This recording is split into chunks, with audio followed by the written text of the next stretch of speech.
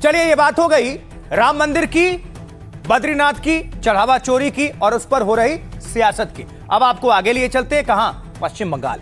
देखिए, बंगाल में टीएमसी के दोनों गुट आमने सामने भिड़ रहे हैं। बागी गुट ने टीएमसी मुख्यालय पर कब्जा कर लिया तो ममता बनर्जी ने बागियों पर हमला कर दिया और कह दिया कि जब तक जिंदा हूं टीएमसी मेरी है। उधर कोलकाता में टीएमसी के मिनी हेडक्वार्टर पर अब ममता का नहीं बल्कि बागी गुट का कब्जा है और ऋतव्रत बनर्जी की अध्यक्षता में यहां बैठक भी हुई और उन्होंने फिर से खुद को असली टीएमसी बता दिया।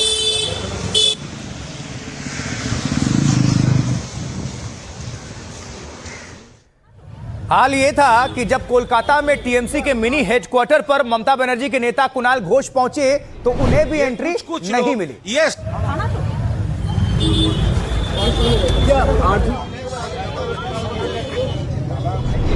ये कुछ लोग ये शाम में क्यों आता है, शाम में क्यों आता है? पार्टी का कोई एमएलए का पार्टी ऑफिस में आने का जरूरत है, उसका तो हक है आने का, लेकिन ये शाम में क्यों आ रहा है? तो भले ममता बनर्जी कह रही हो कि पार्टी में सब कुछ ठीक चल रहा है, लेकिन सियासी टेंशन तो बढ़ी हुई, बेचैनी बढ़ी हुई है। और इसी बीच ममता बनर्जी से मिलने उनके घर पर भतीजे अभिषेक बनर्जी पहुंचे। तस्वीर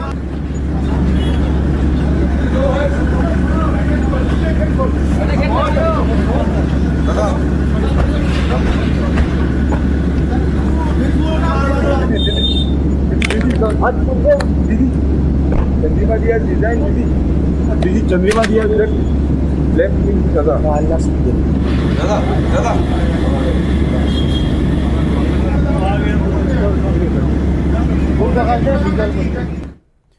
तो ममता ने बागियों के खिलाफ चुप्पी तोड़ी और चुप्पी तोड़ते हुए जबरदस्त हमला बोल दिया। आपको सुनवा देंगे क्या कह रही है ममता बनर्जी, सुनिए जरा।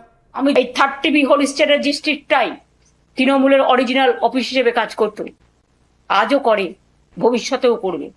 এবং আমি দুটো জেনারেল সেক্রেটারি অ্যাড করছি পার্টিকে সাহায্য করার জন্য, একটা মদন মিত্র আর একটা কুণাল ঘোষ। অন্য কমিটি মেম্বার যারা আছে তারা অ্যাজ ইট ইজ যেমন ছিল থাকবেন, শুধু স্টেট প্রেসিডেন্টের কাজটা আমি নিজে দেখে নেব। এই 30 ममता बनर्जी को सुन लिया आपने, बागियों को लेकर क्या कह रही हैं। और अब आपको चलते हैं आगे और अब आपको बता देते हैं कि आखिर ये मिनी हेडक्वार्टर वाली लड़ाई है क्या और ममता बनर्जी ने बागियों के खिलाफ कैसे मोर्चा खोल दिया है। तो सुनिए, बागी गुट के कब्जे में टीएमसी का मिनी हेडक्वार्टर। अब चुनाव हारने के बाद से ममता बनर्जी को झटके पर झटके लग रहे हैं और अब टीएमसी के बागी गुट ने पार्टी के मिनी हेडक्वार्टर पर कब्जा जमा लिया। कोलकाता मिनी हेडक्वार्टर के ताले बदल दिए गए हैं, नए पोस्टर्स लगा दिए गए हैं। बाहर जो पोस्टर लगे हैं उसमें से ममता बनर्जी की तस्वीर भी गायब थी। ऋतव्रत बनर्जी ने समर्थकों और नेताओं के साथ बैठक की, खुद को असली तृणमूल घोषित किया, कहा पार्टी का काम यहीं से चलेगा। हाल यह है कि मिनी हेडक्वार्टर के अंदर कुणाल घोष को भी एंट्री नहीं दी गई। इससे पहले बागी गुट पार्टी के नाम सिंबल पर भी दावा पेश कर चुका है और इस बीच आज ममता बनर्जी ने बागियों के खिलाफ जमकर निशाना साधा। सुनवाया भी था आपको हमने थोड़ी देर पहले। ममता ने ऐलान किया कि उनके आवास वाला कार्यालय ही हेड ऑफिस है। उन्होंने कहा कि इन लोगों को चुनाव चिन्ह मैंने ही दिया था, विधानसभा चुनाव के नामांकन में हस्ताक्षर मैंने ही किए थे, लेकिन चुनाव के ही 2 महीने के भीतर ही आप गद्दार बन गए। मैं अभी जिंदा हूं, ममता बनर्जी कह रही हैं, मैं अभी जिंदा हूं, टीएमसी का चुनाव चिन्ह कहीं नहीं जाएगा। अगर आप मुझे रोकना चाहते हैं तो आपको मुझे मारना होगा। जो गद्दार बीजेपी की इच्छा के अनुसार काम कर रहे हैं वो बीजेपी में जाकर शामिल हो जाएं, लेकिन मैं दबाव में नहीं आऊंगी। मैं और मेरी पार्टी बीजेपी के दबाव में आगे नहीं झुकने वाली।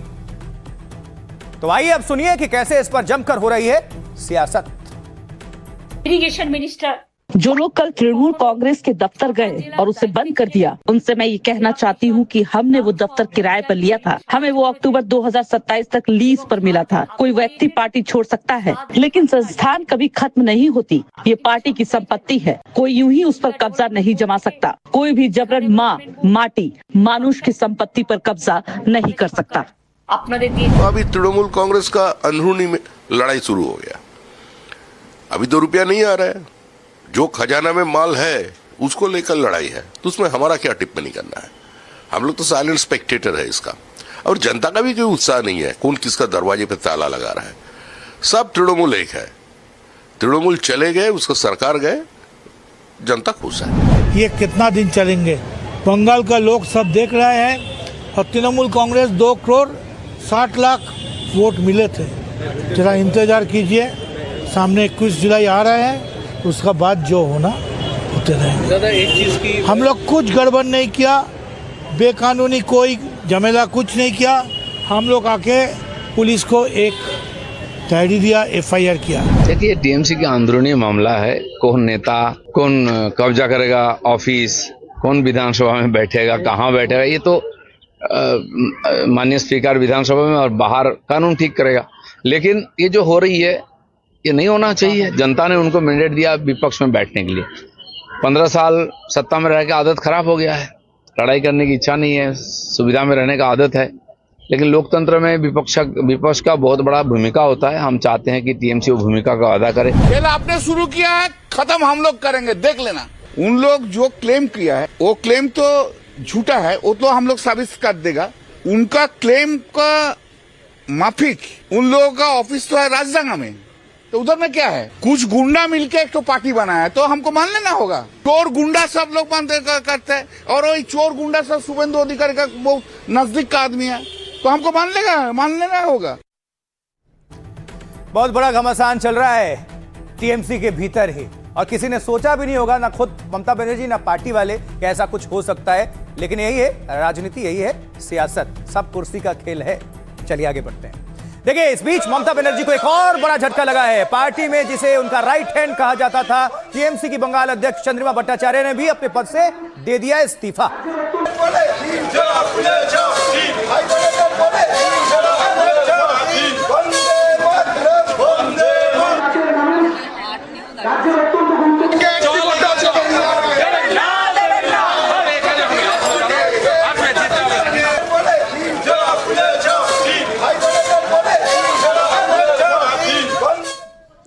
तो यहां एक तरफ चंद्रिमा ने इस्तीफा दिया और दूसरी तरफ ऋतु बनर्जी ने उनसे जाकर मुलाकात की। तस्वीर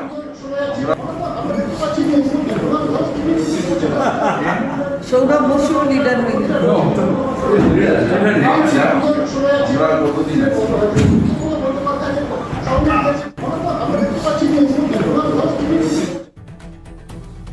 तो बंगाल में भरपूर खेला चल रहा है। इसके पहले, चुनाव से पहले कहा जा रहा था खेला हो बे, खूब जमकर खेला चल रहा है। देखिए, जिस तरह से चीजें चल रही हैं, सवाल यह है कि आखिर ममता बनर्जी को और कितने अभी झटके लगेंगे। तो एक तरफ ममता बनर्जी मजबूती से पार्टी को संभालने का दावा कर रही हैं, दूसरी तरफ टीएमसी में नेताओं के इस्तीफे का दौर चल रहा है। अब बंगाल टीएमसी के अध्यक्ष चंद्रिमा भट्टाचार्य ने इस्तीफा दे दिया है। चंद्रिमा को ममता का करीबी माना जाता है, इसलिए यह बहुत बड़ा झटका माना जा रहा है। चंद्रिमा टीएमसी से जुड़े बैंक खातों के लिए हस्ताक्षरकर्ता का काम करती थी। अब उन्होंने अनुरोध किया है कि उन्हें इस जिम्मेदारी से मुक्त किया जाए। टीएमसी में मची भगदड़ के बीच कुणाल घोष ने बीजेपी पर आरोप लगाया है। उन्होंने कहा है कि ममता की करीबियों को जानबूझकर परेशान किया जा रहा है। ममता के वफादार नेताओं को पुराने मामले और आरोपों के जरिए टारगेट किया जा रहा है। वहीं दूसरे खेमे यानी कि बागी गुट के नेताओं पर कोई कार्रवाई नहीं हो रही है। उन्होंने कहा, मौजूदा स्थिति इसलिए बनी क्योंकि गिरफ्तारी की धमकी दी जा रही है। तो इसको लेकर सियासतदान क्या कह रहे हैं, कैसे हो रही है सियासत, सुनिए। माननीय ममता जी की थी, वो हमें लगा कि उसमें कोई कमी हुई है, वो क्वेश्चन मार्क में रखा गया है। तो इसलिए जहाँ पर विश्वास नहीं है, जहाँ पर कॉन्फिडेंस नहीं है, वहाँ पर अगर काम करना है तो वो काम ठीक से नहीं हो पाता। इसलिए हमने वो ये रेजिग्नेशन दिया। हमारी लॉयल्टी में है, कौन सवाल उठा रहा है हमको मालूम नहीं। हमारा क्या लॉयल्टी के सवाल उठाने वाले, हम कुणाल जी को सम्मान करते हैं, लेकिन वो उठाने वाले कौन है। चंद्रिमा दी, ममता दीदी जब चीफ मिनिस्टर थे, सबसे ज्यादा मिनिस्ट्री चंद्रिमा भट्टाचार्य के हाथ में था। तो अब देखिए, जब दीदी एक के बाद एक इंक्लूडिंग फिनेंस इंपॉर्टेंट मिनिस्ट्री उनको दे रहे थे, तब कुछ दुख नहीं हुआ। आज ममता दीदी का देने का, ममता दीदी चीफ मिनिस्टर नहीं है, ममता दीदी को देने का कुछ नहीं है, सब दुख लगने लगा और पूरा एक्सपोज्ड हो गया। अगर दुख लगा तो बात हो सकता है, ओपोनेंट कैंप में अगर कोई जाता है तो इससे एस्टेब्लिश्ड होता है। ये प्री प्लान था, पूरा प्रोसेस प्री प्लान। कौन तृणमूल है, किसका तृणमूल किसका है, तृणमूल का भागदौड़ किसके हाथ में रहेगा, इसको लेके झगड़ा हो रहा है, इसको लेके खुलेआम तमाशा चल रहा है, लोग देख रहे हैं। अखबार में एडवर्टीजमेंट देना चाहिए कि उनको सभापति चाहिए। अरे भाई, ये लोग विश्वासघात है, अरे विश्वासघाती काम कर रहा है। इसका अपना जो क्रिमिनल एक्टिविटीज है, इसमें से बचने के लिए वो बीजेपी का साथ जो लिया है और बीजेपी लोग को मदद कर रहा है। मुझे उम्मीद है कि ऐसा एडवर्टीजमेंट देने के बाद भी बंगाल से कोई नहीं मिलेगा। अब देखिए कहां से लाते हैं वो सभापति। कुणाल घोष अपने आप को मीडिया में बने रहने के लिए ऐसा काम करते रहते हैं। वो ऐसा कुछ यदि नहीं करें तो लोग धीरे धीरे भूल जाएंगे कि कुणाल घोष नाम का भी कोई व्यक्ति है। ये तो बात हो गई पश्चिम बंगाल की, सियासत की, ममता बनर्जी की, बागी गुट की, बीजेपी की और जो भी घमासान है उसकी, यानी पूरे भारत की। अब आगे आपको लिए चलते कहां? ईरान, क्योंकि हम ईरान की बात इसलिए करने जा रहे हैं क्योंकि वहां पर अब शक्ति प्रदर्शन भी एक तरह से, लेकिन सवाल यह है कि क्या खामनेई के जनाजे के आगे जंग है? यह बड़ा प्रश्न है। आपको हम दिखाते हैं सबसे पहले ईरान की राजधानी तेहरान, और तेहरान में उनके पूर्व सुप्रीम लीडर अली खामनेई के जनाजे में ये जो भारी भीड़ उमड़ी है उसको देखिए।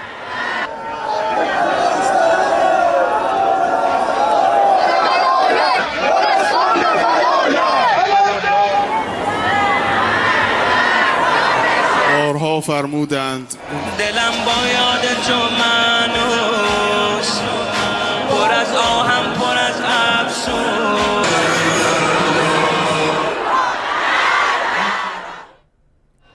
तेहरान के ग्रैंड मुसल्ला में खामनेई के पार्थिव शरीर को अंतिम दर्शन के लिए रखा गया है। वहां लोग रो रो कर खामनेई को विदाई दे रहे हैं।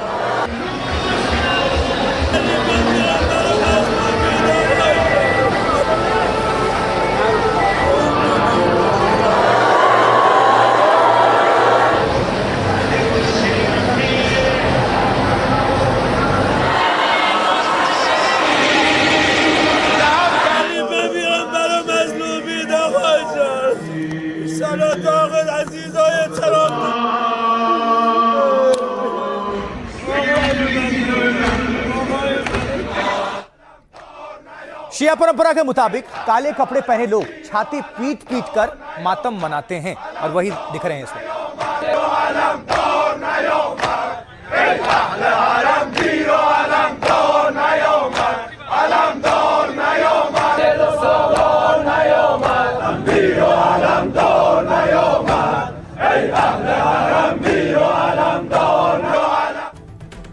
आगे बढ़ते हैं, कुछ और तस्वीरें आपके सामने रखेंगे और कुछ और जानकारी इससे जुड़ी आपके सामने हम रखने जा रहे हैं, क्योंकि देखिए भारी भीड़ के लिए जुलाई की गर्मी को देखते हुए 6000 से ज्यादा वाटर स्प्रिंकलर्स वहां लगाए गए हैं ताकि लोगों को गर्मी से थोड़ी राहत मिले। ये देखिए तस्वीर।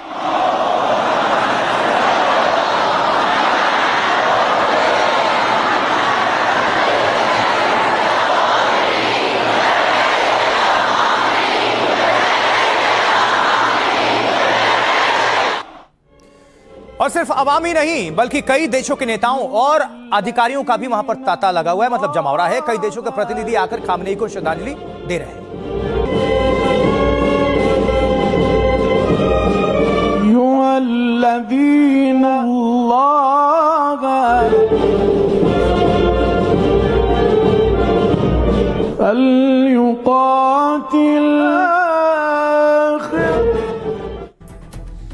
भारत की तरफ से भी डेलीगेशन वहां पर गया हुआ है श्रद्धांजलि देने।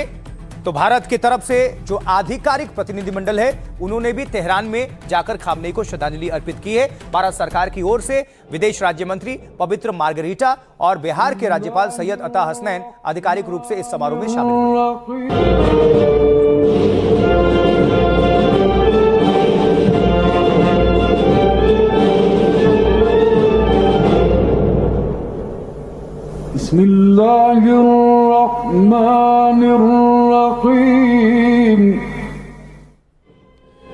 अयातुल्ला अली खामनेई के अंतिम संस्कार में सऊदी अरब के डेप्यूटी विदेश मंत्री भी अचानक तेहरान पहुंच गए और इससे पहले जारी विदेशी प्रतिनिधिमंडलों की सूची में सऊदी अरब का नाम शामिल नहीं था। हालांकि ओमान और कतर के प्रतिनिधिमंडलों के शामिल होने की पहले ही पुष्टि हो चुकी थी, लेकिन सऊदी अरब के उप विदेश मंत्री का पहुंचना अचानक माना जा रहा है।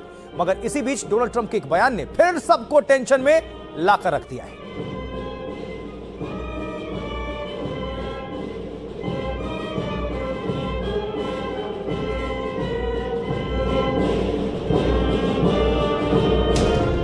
क्या खामनेई को सुपुर्दे खाक करते ही मिडिल ईस्ट में फिर जंग भड़क जाएगी? क्या अमेरिका और इजराइल फिर ईरान पर मिसाइलें दागने वाले हैं? क्योंकि ईरान में खामनेई का जनाजा शक्ति प्रदर्शन का सेंटर बन चुका है। अपने दूसरे सुप्रीम लीडर की शहादत पर ईरानी न सिर्फ मातम मना रहे हैं बल्कि ईरानी फौज और सत्ता सड़कों पर उतरे लाखों लोगों के दम पर दुश्मन को सीधी चुनौती दे रहे हैं। खामनेई की हत्या का अमेरिका से बदला लेने की धमकियां दी जा रही हैं, तो राष्ट्रपति ट्रंप ने हफ्ते भर की छुट्टी बोलकर फिर भयानक जंग की आशंका